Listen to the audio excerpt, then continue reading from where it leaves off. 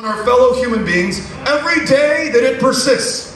As long as we are a democracy, it's on every single one of us. So we must meet this challenge with our urgency to make it right, that no child again be separated, those not yet reunited are joined with their families at once, and that we lead not with fear or paranoia, or who we're going to lock out or wall off, but we embrace the future, our best ideals, our promise, and our potential. This state, the defining border state, immigrant story and experience, we together, Republicans and Democrats, rewrite our immigration laws in our own image, defined by our experiences, reflecting our advantage. Nothing to apologize for, nothing to be defensive about, nothing to wall off. Everything with which to lead right now at this moment.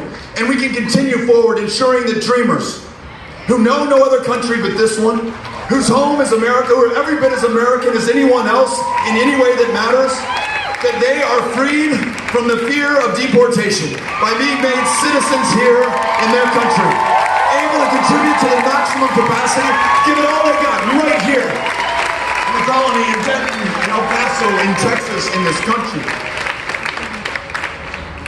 Yesterday, we had a town hall, a rally in Sinton, Texas, at a VFW hall. And it was a reminder to me of those who have served this country, going all the way back before many of us, maybe any of us, were born.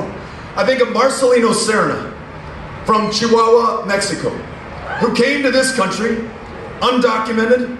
Some would call him illegal. And when the United States entered World War I, Marcelino Serna entered the United States Army. And when his drill sergeant said, "Hey, Serna, this is not your fight.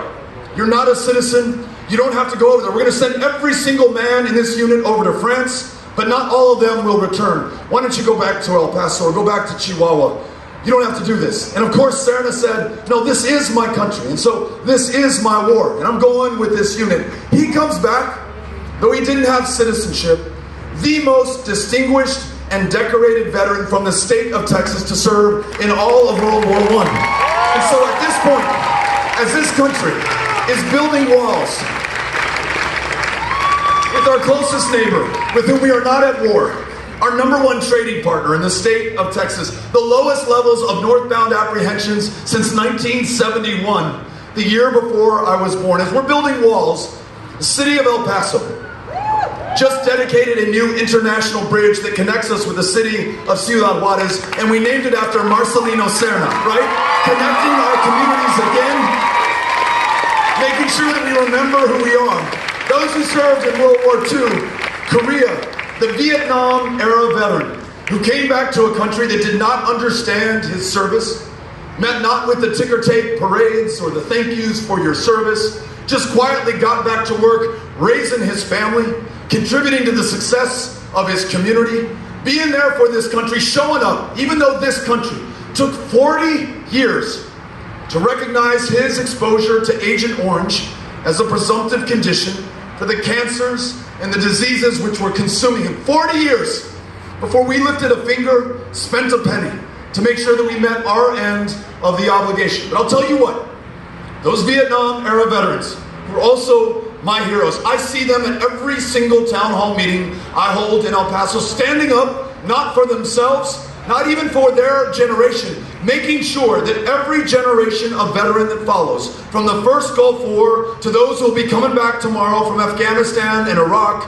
and Syria and Somalia and Niger and Libya, that they are treated with the respect and the dignity that they deserve, given what they were willing to do for this country. Those who put their lives on the line for the United States of America and willing to sacrifice all to make sure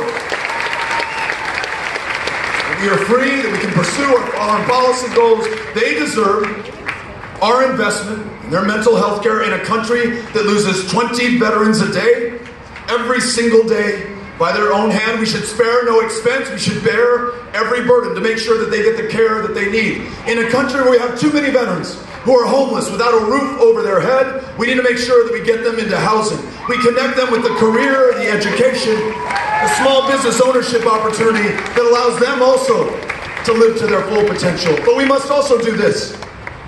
Before we start the next war, Before we renew the wars that we are already in, we just marked our entry into the 18th year in Afghanistan.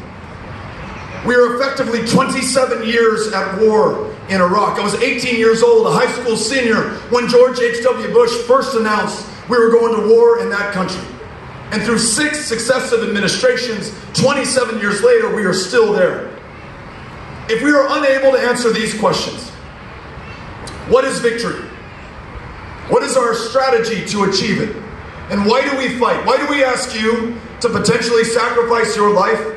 Why do we ask you to take the lives of others in the name of this country? We, the world's greatest democracy, and what is purported to be the greatest deliberative body within it, should be able and willing to have that debate and that conversation. Make sure that we understand the answers to those questions. If we can't answer them to our satisfaction, well then, let's commit every resource possible to those who are waging those wars so that we can win it. But if we are unwilling to answer those questions, to even have the debate or the conversation, then not only must we not start another war, we must end the wars that we are in and bring those service members back home. That is the way to honor that sacrifice and that service and that dedication to this country.